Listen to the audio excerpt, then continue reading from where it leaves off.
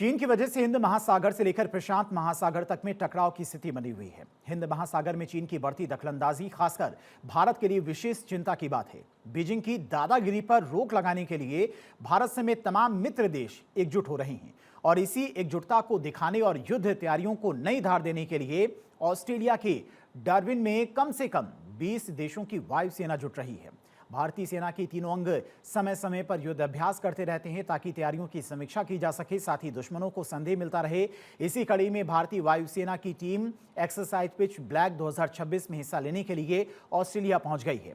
ये दुनिया के सबसे बड़े हवाई सैन्य अभ्यासों में से एक है। इस बार इसमें 19 देशों की वायुसेनाएं शामिल हो रही हैं। भारत इस अभ्यास में अपने राफेल लड़ाकू विमान के साथ हिस्सा ले रहा है। जहां चीन दिखाता दादागिरी, वहां गरजेगा राफेल।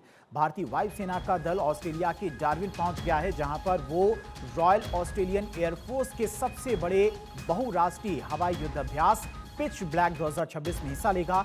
20 जुलाई से 7 अगस्त तक उत्तरी ऑस्ट्रेलिया में आयोजित होने वाले इस अभ्यास में भारतीय वायुसेना 4 राफेल लड़ाकू विमान, 2 C-17 globe master transport aircraft और 120 से अधिक एयर वॉरियर्स के साथ भाग ले रही है। अगले 3 हफ्ते तक भारतीय दल विभिन्न देशों की वायुसेनाओं के साथ में संयुक्त उड़ानें, जटिल हवाई अभियानों का अभ्यास और स्ट्रेटेजिक कोऑर्डिनेशन से जुड़े मिशनों में हिस्सा लेगा। इस सैन्य अभ्यास का मकसद साझेदार देशों की सेनाओं के बीच में बेहतर तालमेल बनाना, एक दूसरे के साथ मिलकर काम करने की क्षमता बढ़ाना और हिंद प्रशांत क्षेत्र में रक्षा सहयोग की ओर और मजबूत करना। इस अभ्यास के जरिए सभी देश साझा सुरक्षा चुनौतियों से निपटने की अपनी तैयारियों को भी बेहतर बनाएंगे। क्यों खास है पिच ब्लैक 2026?